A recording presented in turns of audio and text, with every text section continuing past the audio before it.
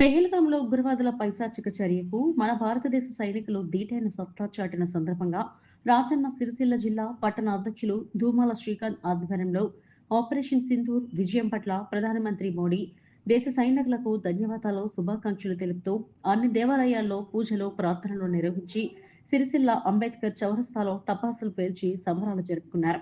కార్యక్రమంలో నాయకులు అడిపు రవీందర్, రామ్ ప్రసాద్, భాస్కర్, ప్రతాప్, చందు, పరమాత్మ, శేఖర్, వైశాలి, బీజేపీ కార్యకర్తలు పాల్గొన్నారు.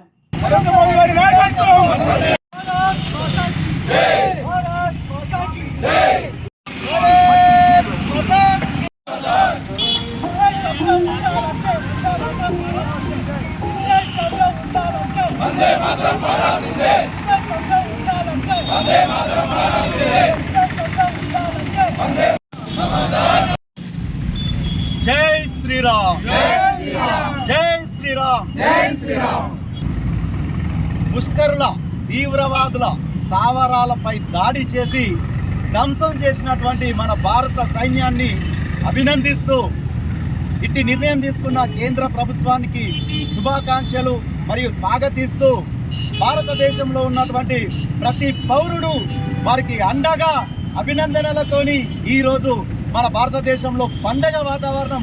ఎందుకంటే మొన్న పహల్గాంలో జరిగినటువంటి సంఘటనకు ప్రతీకారంగా తీవ్రవాదులను కూకటి పేళ్లతోని పెకిలించి పారేయాల్సిందిగా మన మోడీ గారు తీసుకున్న నిర్ణయంలో భాగంగా ఈ దాడి మనమందరం కూడా ఇటువంటి దాన్ని స్వాగతిస్తూ ప్రతి ఒక్కరం వారందరినీ అభినందిస్తూ మనమంతా ముందుకెళ్లాల్సిన సమయం, దేశమంతా ఒక తాటిపైకి రావాల్సిన సమయం.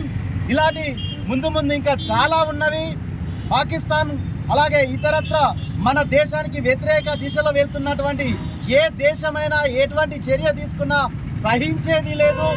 వాళ్ళందరికీ గుణపాఠం ఇది. మన ఆడబిడ్డల సింధూరం తొలగించినటువంటి తీవ్రవాదుల అంతం కొరకే ఏర్పడ్డది ఆపరేషన్ సింధూర్.